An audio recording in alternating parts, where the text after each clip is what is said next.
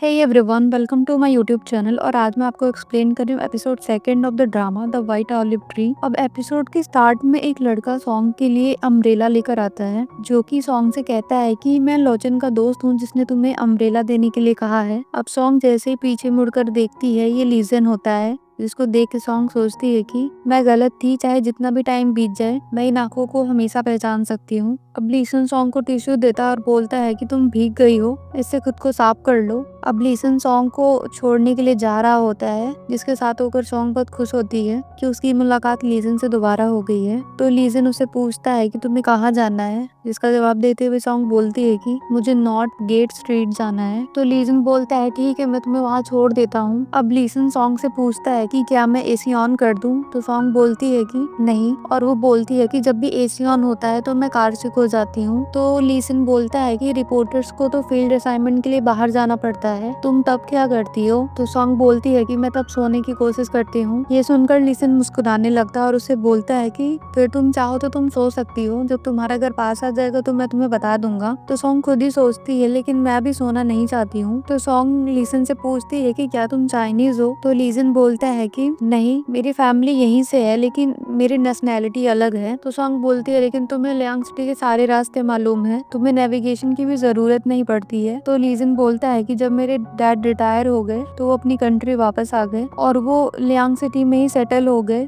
और जब भी मैं फ्री होता हूँ तो उनसे मिलने के लिए मैं यहाँ आ जाता हूँ। तो सॉन्ग लीजन से पूछती है कि क्या तुम्हें याद है कि ईस्टर्न कंट्री में तुमने मेरी जान बचाई थी। तो लीजन कहता है कि हाँ। तो सॉन्ग बोलती है कि मुझे लगा शायद तुम भूल गए हो। तो उसका जवाब देते हुए लीजन बोलता है कि उसको मैं कैसे भूल सकता हूँ, बस मुझे ये लगा कि तुम उस बारे में बात करके अनकंफर्टेबल फील करोगी। तो सॉन्ग उससे बोलती है कि तुमने मेरी जान बचाई थी और मुझे तुम्हें थैंक यू बोलने का भी मौका नहीं मिला, और इसीलिए मैं तुम्हें ढूंढ रही थी ताकि मैं तुम्हें थैंक्स बोल सकूं मेरी जान बचाने के लिए। तो लीजन बोलता है कि तुम्हें थैंक्स बोलने की जरूरत नहीं है, वो मेरी ड्यूटी थी। फिर लीजन सॉन्ग से पूछता है कि तुमने ल्यूशन का इंटरव्यू क्यों लिया। तो सॉन्ग बोलती है कि मैं ईस्टर्न कंट्री के ऊपर एक रिपोर्ट बना रही हूँ और मेरे रिपोर्ट का एक टॉपिक वॉलंटियर्स भी हैं जिन्होंने उसमें कंट्रीब्यूट किया। तो लीजन बोलता है कि ये तो काफी इंटरेस्टिंग सा सुनाई दे रहा है। तो सॉन्ग लीजन से पूछती है कि क्या तुम एक ऐसा शो देखोगे। तो लीजन हाँ बोलता है। तो सॉन्ग उससे फिर से पूछती है कि अगर मुझे तुम्हें इंटरव्यू करने की जरूरत पड़ी तो क्या तुम उसके लिए अग्री करोगे। तो लीजन बोलता है हाँ जरूर।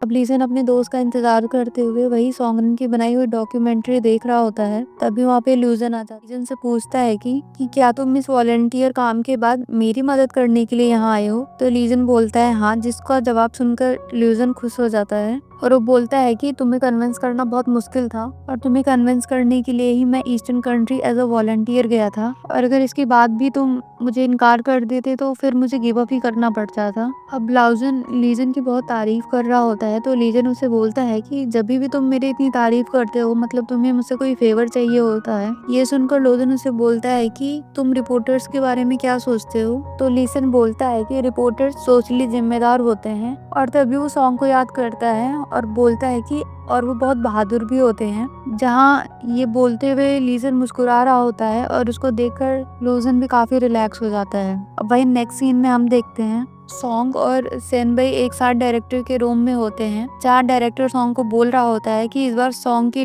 बनाई हुई डॉक्यूमेंट्री का रिस्पांस बहुत ही ज्यादा अच्छा रहा है, और डायरेक्टर सॉन्ग और सेनबई से बोल रहे होते हैं कि तुम दोनों ही अपने अपने टॉपिक पर एक प्रपोजल तैयार करो और जिसका प्रपोजल सबसे ज्यादा अच्छा होगा उसी की रिपोर्ट पब्लिश होगी अगले महीने। ये सुनकर सनबे गुस्से में बाहर आ जाती है। जहाँ उसके पीछे पीछे सॉन्ग आती है तो उसे देखकर सनबे बोलती है कि तुम तो यही चाहती थी ना, अब तुम इतना डाउन क्यों दिख रही हो। तो सॉन्ग उसे बोलती है कि मुझे लगता है मैं अभी जो कुछ भी बोलूं तुम मुझे हाइपोक्रिटिकली बोलोगी। तो सनबे बोलती है कि तुम मुझे गलत मत समझो, मुझे इस कंपटीशन से कोई इशू नहीं है। अब अगले दिन हम सॉन्ग को देखते हैं जो कि लीजन का अम्ब्रेला वापस करने के लिए आती है और वो अम्ब्रेला उसकी कार के ऊपर ही रख देती है। अब वो अपनी गाड़ी में ही बैठी हुई होती है, तभी सिक्योरिटी गार्ड वहाँ आता है और वो बहुत गौर से उस अम्ब्रेला को देखने लगता है और वो उसके बाद सॉन्ग को देखने लगता है। तो सॉन्ग खुद से ही सोचती है कि अगर मैं यहाँ से जल्दी नहीं गई तो तो गार्ड को ये लगेगा कि मैं यहाँ पे गाड़ी चुराने आई हूँ, और वो सोचती है कि अब वो अम्ब्रेला लीजन से मिलकर ही उसे वापस करेगी, और वो अम्ब्रेला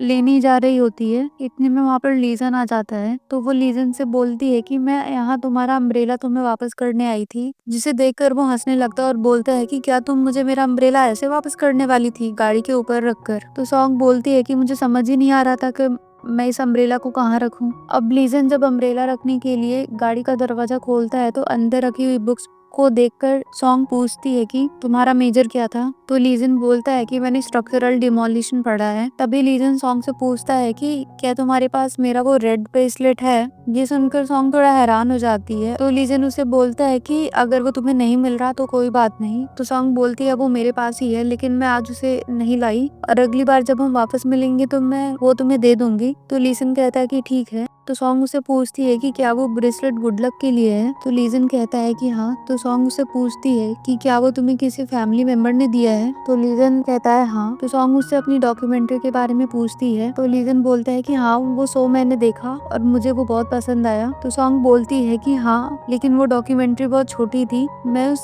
कंट्री के बारे में लोगों को और बहुत कुछ दिखाना चाहती थी। तो लीजन कहता है कि हाँ, अगर ऐसा होता तो बहुत अच्छा होता। तो सॉन्ग उससे बोलती है कि क्या तुम वाकई में उसे देखना चाहते हो। तो लीजन कहता है हाँ। तो सॉन्ग उसे बोलती है कि ईस्टर्न कंट्री की वो सारी बातें जो मैं अपनी डॉक्यूमेंट्री में नहीं दिखा पाई हूँ, अगर मैं उसको एक बुक की शक्ल दे दूं और उसको पब्लिश कर दूं तो क्या तुम पढ़ोगे। तो लीजन बोलता है कि ये तो बहुत ही अच्छा आइडिया है और मुझे बुक्स पढ़ना बहुत पसंद भी है। ये सुनकर सॉन्ग बहुत खुश होती है। तो लीजन सॉन्ग को उसकी बुक के लिए गुड लक बोलता है। अब लीजन वहाँ से जा ही रहा होता है, तभी सॉन्ग उससे पूछती है कि लास्ट टाइम मैंने तुम्हें इंटरव्यू के लिए पूछा था। तो लीजन बोलता है कि हाँ ठीक है, तुम मुझे डेट डिसाइड करके बता देना। तो सॉन्ग उसे बोलती है लेकिन मैं तुम्हें कांटेक्ट कैसे करूंगी। और वो बोलती है कि तुम चाहो तो हम दोनों एक दूसरे को वीचैट पर ऐड कर सकते हैं। ये सुनकर लीजन बोलता है सॉरी, आज मैं अपना फोन लाना भूल गया। तो सॉन्ग बोलती है कि कोई बात नहीं। तभी लीजन उसे बोलता है कि तुम मुझे अपना फोन दो। अब जब वो फोन निकालने के लिए अपना बैग खोलती है तो वो ब्रेसलेट सॉन्ग के बैग में ही होता है, जहाँ से सॉन्ग अपना फोन निकाल के लीजन को दे देती है। अब सॉन्ग को अपना फोन नंबर देने के बाद लीजन वहाँ से चला जाता है। अब नेक्स्ट सीन में हम देखते हैं कि सॉन्ग की मॉम उससे मिलने के लिए उसके घर पर आई होती है, जो कि चलते चलते बस सॉन्ग को उसकी वीडियो की सारी कमियां बता रही होती हैं। तो सॉन्ग उनसे बोलती है कि आप रेस्ट कीजिए, मुझे कुछ अर्जेंट काम है स्टेशन पे, और वहां से चली जाती है। वहीं दूसरी तरफ हम शिनबे को देखते हैं, जिसको डायरेक्टर ने बता दिया होता है कि अगले महीने पब्लिश होने वाला टॉपिक सॉन्ग का ही है। तो वो डायरेक्टर से बोलती है कि क्या वो सॉन्ग का प्रपोजल देख सकती है, जहाँ वो प्रपोजल देखने के बाद खुद ही सोचती है कि उसका प्रपोजल तो वाकई में बहुत अच्छा है। और सॉन्ग अपने प्रपोजल में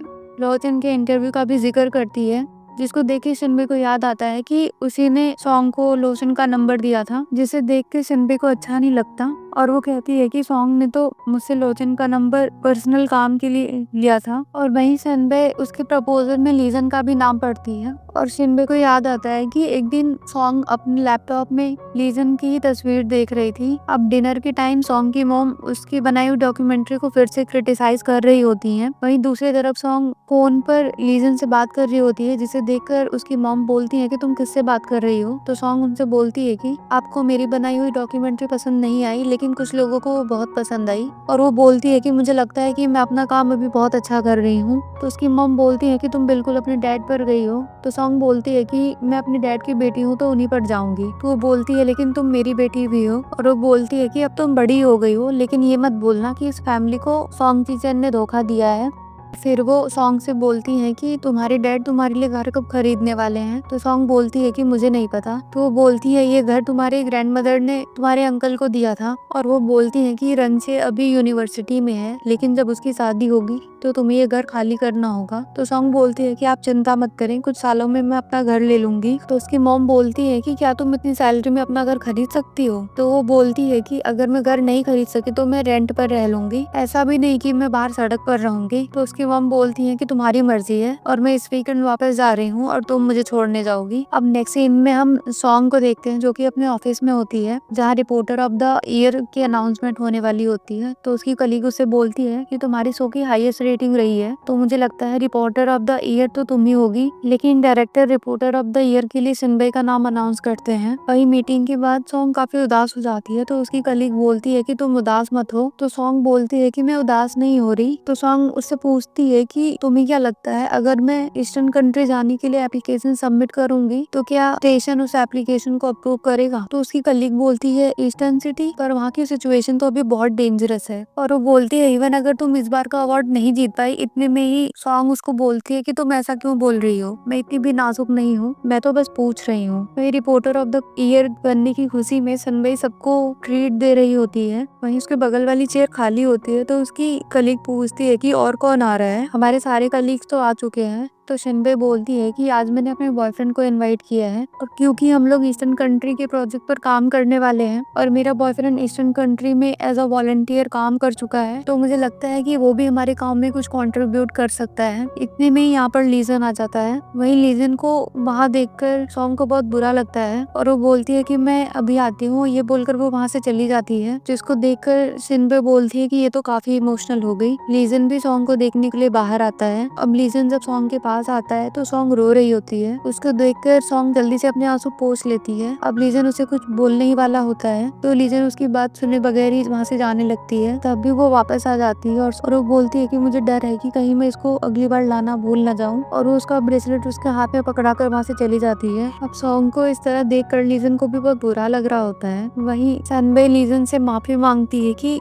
मैंने अपनी कलीग्स के आने के बारे में तुम्हें पहले नहीं बताया, और वो फिर उससे पूछती है कि क्या तुम और सॉन्ग बहुत क्लोज हो? तो लीजन बोलता है कि कोई बात नहीं, और वो बोलता है कि मुझे जरूरी काम है, ये कहकर वो वहाँ से चला जाता है। अब सनबे अपने डैड को कॉल करती है और उनसे बोलती है कि मुझे लीजन बहुत अच्छा लगा है, पर हमारी मीटिंग काफी अच्छी नहीं गई है, लेकिन आप चिंता ना करें, मैं उस पर गिव अप नहीं करूंगी। अब नेक्स्ट सीन में हम देखते हैं कि स्टेशन ने सॉन्ग की ईस्टर्न सिटी जाने वाली एप्लीकेशन अप्रूव कर दी होती है, इसीलिए वो अपनी रिपोर्ट के लिए ईस्टर्न कंट्री वापस आ जाती है। अब सॉन्ग ससन के साथ अपने काम के लिए जा रही होती है, तभी कैप्टन जांग उससे बोलते हैं कि तुम अपना काम करने के बाद मेरे कैंप में आ जाना, मुझे तुमसे कुछ जरूरी बात करनी है। कभी वहाँ पे एक लड़का आता है जो कि बोलता है मैंने सुना है तुम लोग अपने कैंप पर सब्जियां भी उगा रहे हो, और वो पूछता है कि यहाँ का इंचार्ज कौन है। जब कोई जवाब नहीं देता है तो वो बोलते हैं कि क्या तुम लोगों ने इसके लिए तो वॉलंटियर नहीं बुला लिया? तो कैप्टन जियांग बोलते हैं कि सब्जियां उगाना फालतू का काम नहीं है। तो वो लड़का बोलता है कि सीरियसली शायद तुम लोगों ने इसीलिए हमें बुलाया है। तो सॉन्ग बोलती है कि क्या तुमने नहीं सुना कि हम लोग फार्म पर चिकन भी पाल रहे हैं ताकि हम उसको हॉस्पिटल भेज सके और इंजर्ड लोगों को एक्स्ट्रा न्यूट्रिशन प्रोवाइड कर सके। ये सुनकर कैप्टन जियांग बहुत खुश होते हैं। कैप्टन जियांग के जाने के बाद वो उसकी आईडी देखता है और उससे बोलता है कि फिर तो मुझे तुम्हें उनके बिहाफ पर धन्यवाद बोलना चाहिए। तो ससन बोलता है कि तुम यहाँ काम करने के लिए आए हो या फिर इसे तंग करने के लिए, और तुम लोगों का टीम लीडर कौन है? तो वो हंसते हुए बोलता है कि टीम लीडर मैं ही हूँ। ये बात ससन को बिल्कुल अच्छी नहीं लगती और वो बोलता है कि हमें तुम्हारी प्रोटेक्शन की कोई जरूरत नहीं है। तो फिर वो बोलता है कि ठीक है, फिर तुम अपनी बात पर कायम रहना। इसके बाद ससन और सॉन्ग उनके साथ अपनी वीडियो शूट करने के लिए आ जाते हैं। अब वो लोग वीडियो शूट कर ही रहे होते हैं, तभी वो सोल्जर वहाँ पे आता है और उनसे बोलता है कि अगर तुम्हारा काम नहीं हुआ तो क्या तुम लोगों को डांट पड़ेगी? तो ससन उसे गुस्से में बोलता है कि तुम अपने काम से काम रखो।